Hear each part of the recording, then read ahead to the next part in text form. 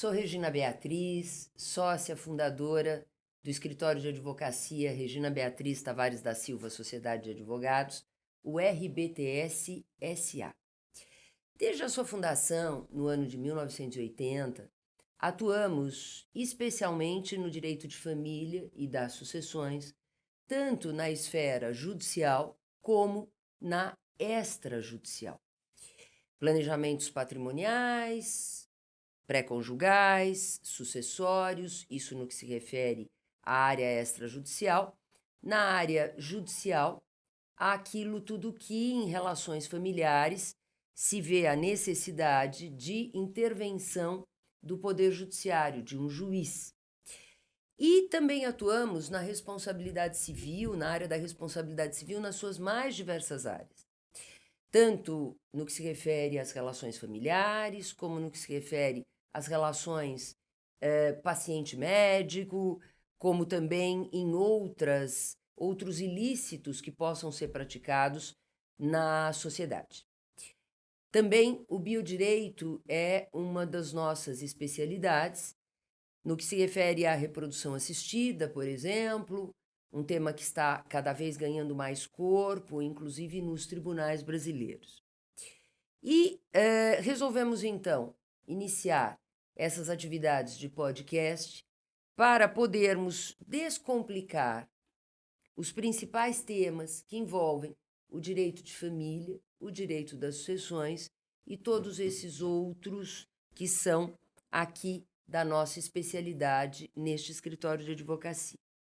Hoje, na companhia de duas sócias, Juliana Arantes e Luísa Bicalho, ambas atuantes há muitos anos nas áreas antecitadas, juntas aqui neste escritório, e lembrando que nesta atuação desta equipe, né, aqui do RBTS SA, nós temos também muitas ações atinentes ao reconhecimento da paternidade, tanto da paternidade biológica como da chamada paternidade socioafetiva. Hoje vamos falar sobre guarda, tema da guarda, que é um tema de extrema importância para todos os familiares, mas especialmente entre pais e filhos e entre avós ou avós e netos. Sejam bem-vindas, Juliana, Luísa. Muito obrigada, doutora Regina Beatriz. Muito bom participar desse podcast para falar de um tema tão interessante que é a guarda e que desperta, né, muita curiosidade e gera também muitas dúvidas entre os nossos clientes. Doutora Regina Beatriz, é um prazer estar aqui e participar do podcast. Tenho certeza que vai ser uma conversa muito interessante e esclarecedora. Com certeza. E, para começar, né, assim, já bem aquecidas, né, a guarda compartilhada. Se fala muito em guarda compartilhada na internet, muitos conteúdos, né? Por vezes assertivos, por vezes incorretos. Então vamos procurar esclarecer a diferença entre guarda compartilhada e guarda unilateral. Juliana, o que você me diz sobre isto? Existe diferença? Existe sim diferença. Eu acho que em torno do tema da guarda, essa é a principal diferença. A guarda compartilhada é diferente da unilateral. A guarda compartilhada, ela pressupõe que o pai e a mãe decidem conjuntamente sobre a vida dos filhos. Então, eles vão decidir juntos sobre a escola, sobre determinado procedimento cirúrgico que a criança for fazer, atividades extracurriculares, se vai no judô, se vai na natação, no balé. Então, a tomada de decisões é em conjunto entre pai e mãe, tá? Já na guarda unilateral, a mãe ou o pai decide isoladamente sobre a rotina do filho. Então, se quer matricular na escola XYZ, vai matricular e o outro pai ou a outra mãe não pode opinar em relação a isso. E isso também sobre as demais atividades que a criança vier a fazer, né? Então, essa é a principal diferença que muita gente às vezes se confunde em relação a um e o outro. E essa confusão, não é, Luísa? Ela tem muito a ver com divisão de tempo, né?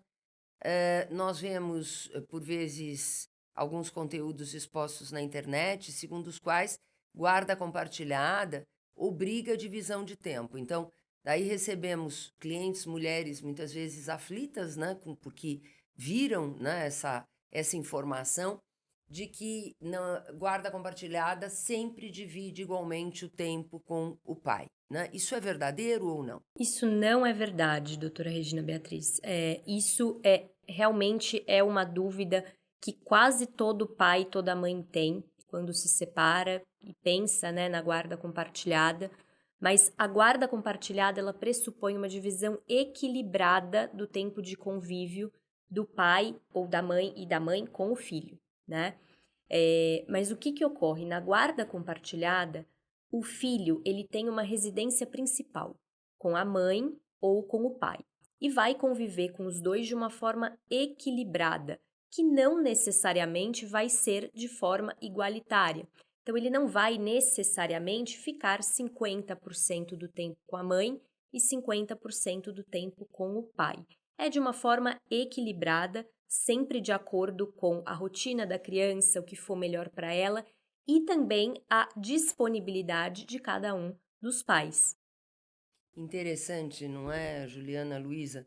Isto, e é muito importante que todos saibam, né, que guarda compartilhada não é divisão de tempo, né?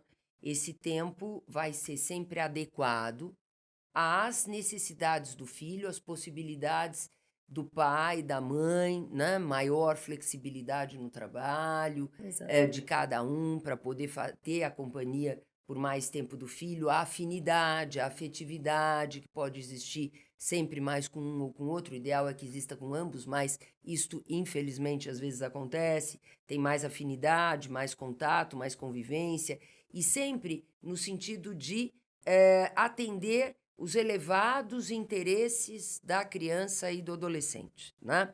Isso E é o principal. é o principal, não é? Muitos pais, né, tanto o pai quanto a mãe, quando já pensa na guarda compartilhada, acha que vai ficar ou uma semana com um, ou uma semana com outro, então fica, né, nesse leve e traz a criança, ou até mesmo divide a própria semana na casa do pai, na casa da mãe, mas isso não acontece. A guarda compartilhada é diferente da guarda alternada, que não está prevista no nosso ordenamento jurídico. E interessante é notar, Juliana, Luísa, que a guarda compartilhada, ela, depois de uma construção jurisprudencial, ou seja, nas decisões judiciais, ela acabou ingressando na própria lei, no Código Civil, isso no ano de 2008, e depois ainda houve uma reformulação das previsões legais sobre guarda compartilhada no ano de 2014. E quando vocês acentuaram que não há uma divisão de tempo, o tempo vai ser estabelecido de comum acordo ou pelo próprio juiz em caso de litígio, de discordância entre pai e mãe no que se refere à guarda compartilhada e ao regime de convivência, essa legislação, nessas mudanças, ela em 2014, ela recebeu a minha participação a pedido do deputado Arnaldo Faria de Sá, que atuava em prol da guarda compartilhada como legislador no Congresso Nacional, e foi uma das alterações que eu sugeri e que foram acolhidas. Porque se pegarmos o projeto de lei na sua redação anterior à aprovação desta lei, que modificou o Código Civil em 2014, nós vamos ver que estava ali escrito divisão igualitária. E a mudança ocorreu para divisão equilibrada. Então, não pode haver a menor dúvida de que guarda compartilhada não obriga, não impõe a divisão igualitária de tempo. Equilibrada significa o quê? Equilibrada de acordo com os interesses da criança e do adolescente, né? E voltando aqui, né, a algumas alguns aspectos também muito interessantes, né, ainda sobre guarda compartilhada. Há também quem pense que, quando se estabelece a guarda compartilhada, Juliana, não vai ser necessário mais o pagamento de pensão alimentícia. Quem tem a guarda compartilhada não estaria mais obrigado a pagar a pensão para um filho. Como é que funciona? Isso é um mito, né? Não é verdade. Mesmo com a guarda compartilhada, tem a fixação de pensão alimentícia entre os genitores, né? Então, o pai ou a mãe, né, que tem o menor consigo, que tem a residência principal, vai receber do outro pai ou da outra mãe pensão alimentícia para fazer frente às despesas cotidianas da criança. Então, vai sempre ser estabelecida a pensão de acordo com as possibilidades do pai, as possibilidades da mãe e as necessidades do filho, seja compartilhada, seja unilateral. Tanto né? faz. Tanto Porque faz. existem despesas fixas, né? Sim. Por exemplo, escola, independentemente do tipo de guarda, vai ter que ser paga, né? Não, e mesmo na compartilhada, se tem essa divisão equilibrada, digamos, quase 50-50, que às vezes isso acontece, divide-se, ainda assim vai dividir pelo menos a escola, plano de saúde, ou o pai paga a escola, a mãe paga o plano, enfim, né? Isso tanto por decisão judicial, como também por acordo. E se um dos genitores, pai ou mãe, não tiver condição nenhuma, não? Ou seja, estiver sem trabalho, sem rendimentos, aí então o outro vai ter que pagar a totalidade da pensão, não é assim? Sim, sem dúvida. Sempre tem que levar em consideração as possibilidades tanto do pai como da mãe. Então, por isso que a gente fala que cada caso tem que avaliar, né, a situação dessa família para aplicar a pensão alimentícia mais adequada. E o espírito, né, desse instituto, da guarda compartilhada, a gente sabe, sempre foi muito no sentido de que guarda compartilhada, cada um pagaria, até voluntariamente, as despesas do filho, faria uma divisão civilizada, né? Mas isso é uma realidade. Então, a partir do momento que isso é uma realidade, os tribunais passam a aplicar aquilo que é de melhor para o filho, mais uma vez, o melhor interesse da criança, né? E do adolescente. E aí, então, vem toda essa mensuração, né, de quanto um pode, quanto o outro pode, fazendo cálculos, proporcionalidade, enfim, é bastante interessante isso também, sendo que, ainda na guarda compartilhada, Luísa, eu queria que você explicasse um pouco sobre essa migração e imigração constante, né, que nós estamos vendo nos dias de hoje, essa globalização, pessoas mudando de país, né? Pais e mães mudando de país, né? Pode ser estabelecida a guarda compartilhada quando os genitores moram, cada um deles mora num país? Sem dúvida. Inclusive, os tribunais têm se orientado nesse sentido, de que pai e mãe que residem em cidades e até mesmo em países diferentes podem exercer a guarda compartilhada do filho. E isso porque, como a guarda compartilhada ela pressupõe uma decisão dos genitores sobre os interesses da criança, então qual escola que é melhor, qual plano de saúde vai ser contratado, o que o filho vai fazer de atividade extracurricular, como a doutora Juliana colocou no começo da nossa conversa, tudo isso hoje em dia os pais podem discutir das mais diversas formas. Então, é mensagem, é aplicativo, é e-mail, é videochamada. Então, essa comunicação dos pais, ela é muito facilitada hoje em dia. Então, o fato de um residir num local e outro em outro, mesmo que em outro país, não é um impeditivo para o exercício da guarda. Então, realmente, a guarda compartilhada em casos como esse pode ser fixada sem nenhum óbice. Então, por exemplo, né, tem escola a mudar, né? eles podem se comunicar, mesmo estando em países diferentes, né? Exatamente. Aliás, Por exemplo, até na pandemia, que durou aí alguns anos, né? sim, Ninguém ficou sem exercer a guarda compartilhada é porque verdade. não conseguiu se ver, não conseguiu, né, ter o contato. Então, isso agora aí com as tecnologias, FaceTime, então, isso tem sido bastante tranquilo e o tribunal realmente tem Sim. fixado em países diferentes. E a pandemia nos ensinou muito, né? Muito. Sim. Então, mas antes da pandemia, como a Luísa já falou, já era o pensamento dos Sim, tribunais, sim, né? Um ponto interessante de pais que residem em cidades diferentes, países diferentes, é que nesse caso, a criança ela vai acabar convivendo mais com o pai ou com a mãe que reside junto com ela, né? E nesse caso, como que ficaria o equilíbrio da convivência com o outro genitor, que mora em outra cidade ou em outro país diferente da criança? Nesse caso, como em algumas situações, o pai ou a mãe que mora fora não vai conseguir vir a cada 15 dias para visitar o filho ou em datas comemorativas. Em outras datas, como feriados, férias, esse pai ou essa mãe que mora longe da criança acaba tendo uma preferência maior de estar com o filho, para que justamente se ocorra esse equilíbrio no convívio ao longo, né, de todo um período.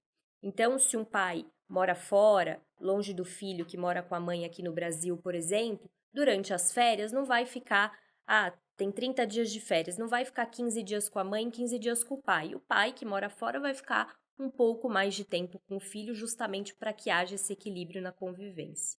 É interessante também, né? Esse aspecto levantado pela Luísa Sim. também traz sempre muitas dúvidas, né? Algo que me parece ser da maior relevância é também a falta de acordo na fixação da guarda compartilhada, né? Ou Sim. seja, o pai quer a guarda compartilhada, a mãe não quer a guarda compartilhada, ou vice-versa, né? E eu quero aqui também lembrar da legislação, né? Uma mudança muito importante aconteceu da lei que alterou o Código Civil em 2008 para a lei que alterou o Código Civil e está em vigor hoje, de 2014. Em 2008, quando eu também participei, de algum modo, sempre fazendo sugestões, né? Sempre fazendo ali a busca do melhor para as pessoas. Às vezes a gente acerta, às vezes não, né? Mas pelo menos Não, busca. a doutora sempre acerta. Não.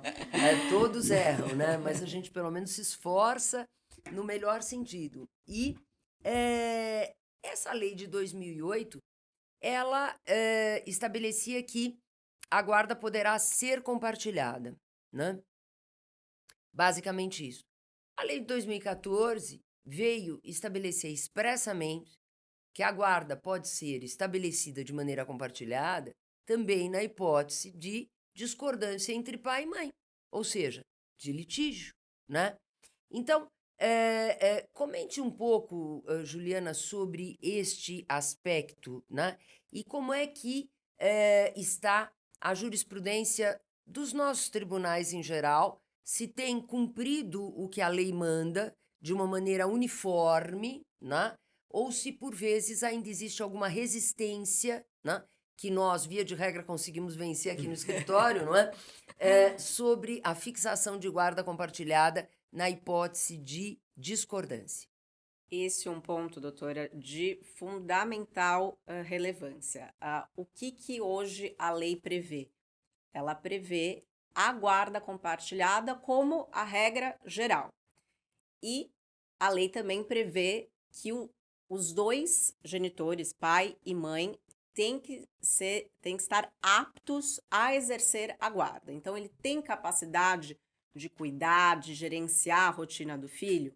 Tem. Então, vai ser fixado. E, obviamente, né, as partes num litígio entrou com a ação, não estão de acordo, um quer a guarda unilateral, outro quer a guarda compartilhada, o juiz vai determinar uma perícia, normalmente uma avaliação social, uma avaliação psicológica com peritos nomeados pelo juiz, e nisso vai verificar se eles realmente têm essa aptidão. Os dois estando aptos, vai ser aplicada a regra geral, que é a guarda compartilhada, mesmo em caso de discordância. Então, não concordou, mas os dois são aptos, vai prevalecer a guarda compartilhada.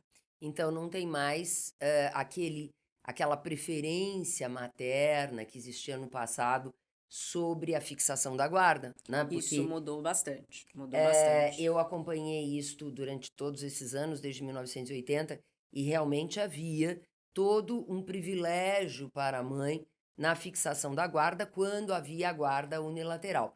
Aí Sim. surgiu, né, toda essa modificação legislativa por força do trabalho jurisprudencial, né, ou seja, dos processos judiciais, que levaram até mesmo a lei a receber aperfeiçoamento, né?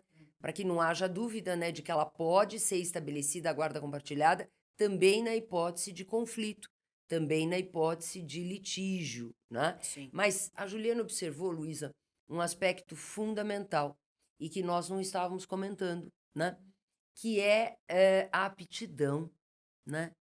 Explica um pouco o que é essa aptidão, como é que ela é interpretada nessa expressão que consta da lei de 2014, né? E bem consta da lei de 2014, que, por sinal, foi também uma expressão que eu sugeri ao legislador, né? Sim. O que é isso, Luísa? O que Sim. é aptidão que daí os psicólogos, os assistentes sociais vão mensurar nas análises periciais, como observou a Juliana?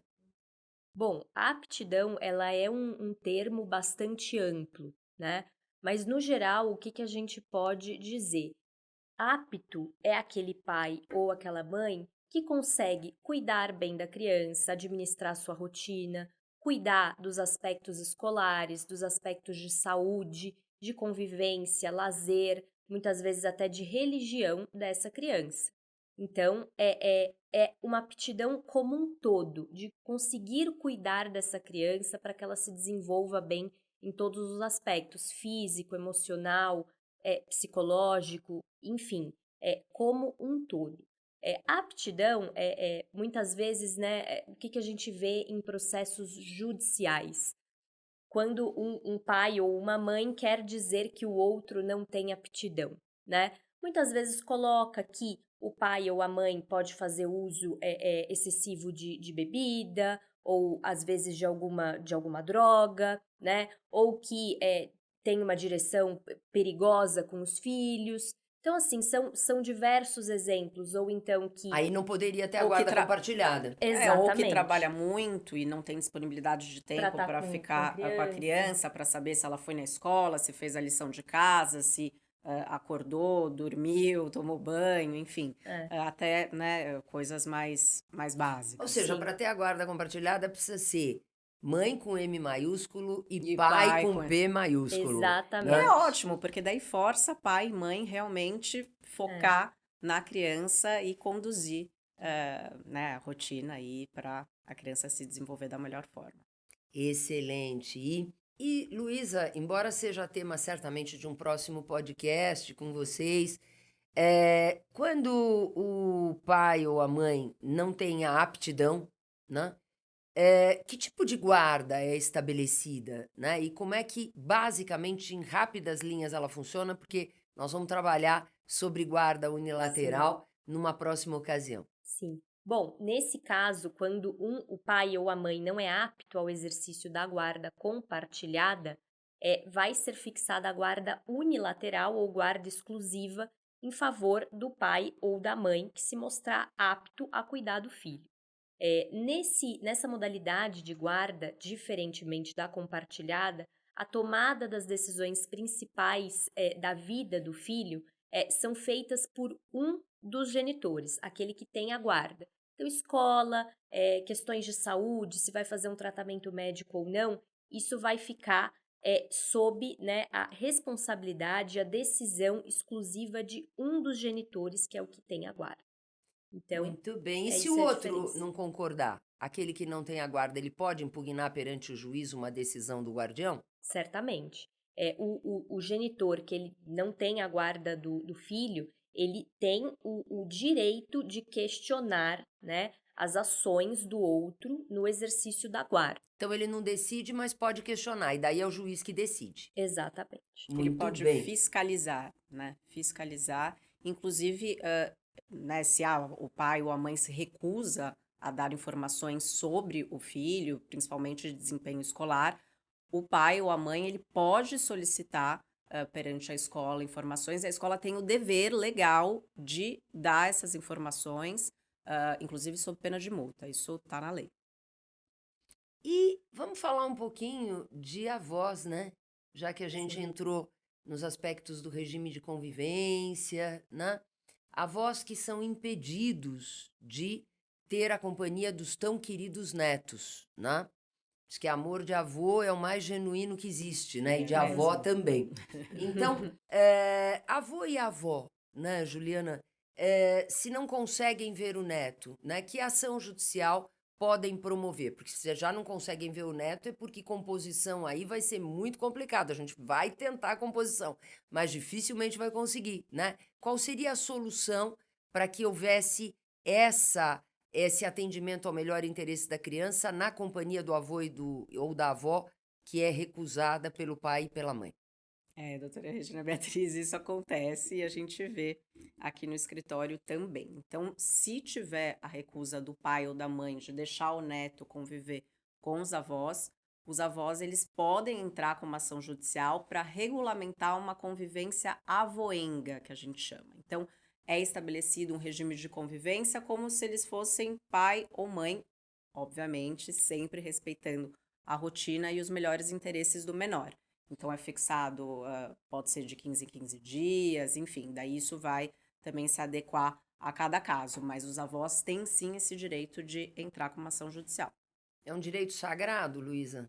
É um A direito gente sagrado. fala, né, na área do direito, embora sem religiosidade, direito sagrado. Sim. E falando de religião, eu lembrei quando você, Luísa, comentou, né, até a formação religiosa, né, entra também na matéria de guarda, né? Vamos imaginar o que não é incomum que exista uma guarda compartilhada ou uma guarda exclusiva, não importa nesse sentido, ou unilateral, como é chamado, ou seja, de um só, e o pai tenha uma religião e a mãe tenha outra, né?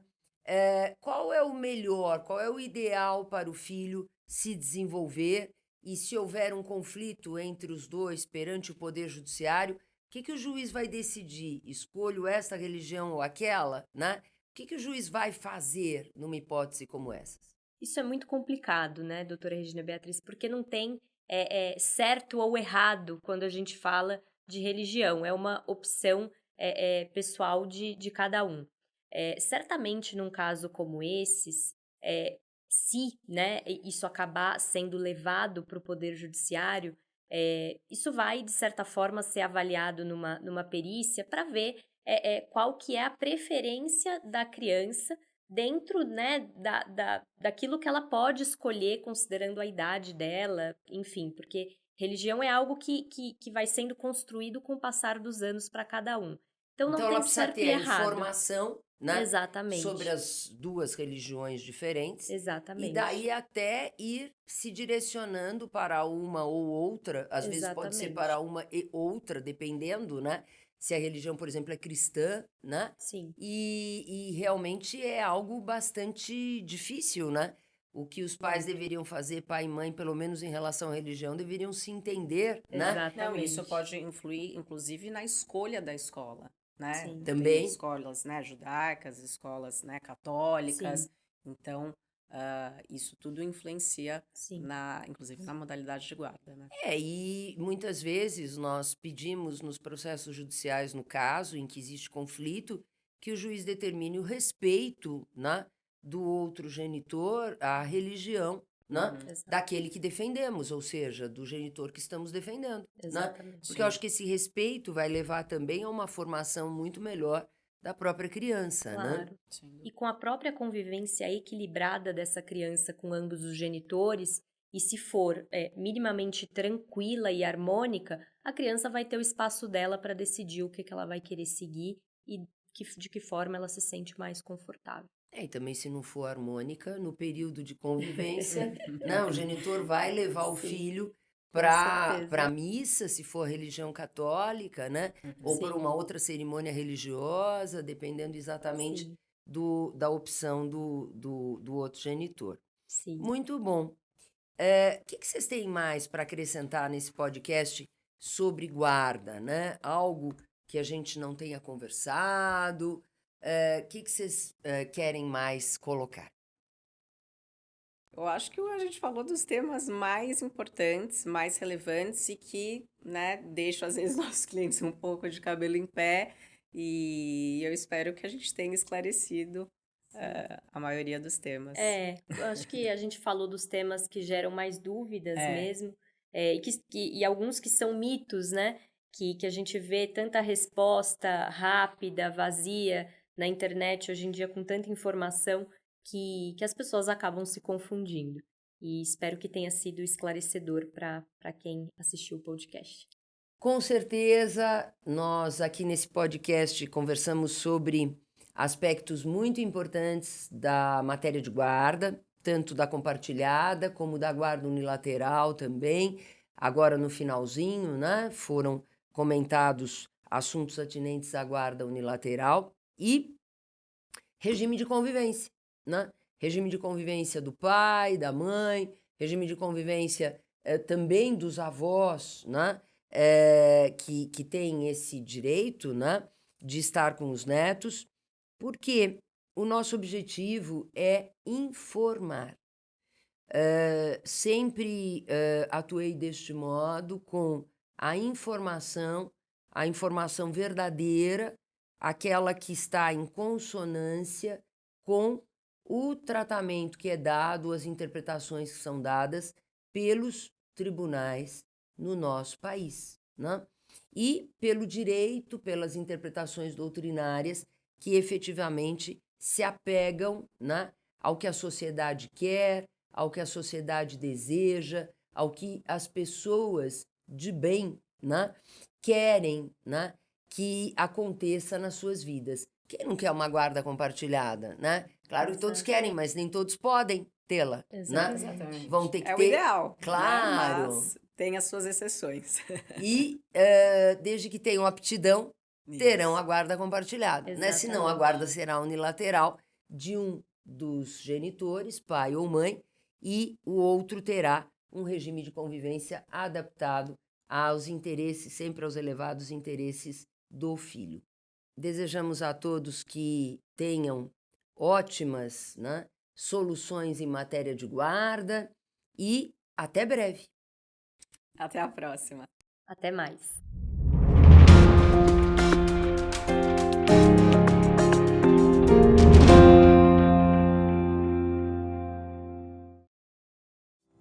Esse podcast foi editado e produzido pela Sala 37 Filmes. Saiba mais em sala37.com.br.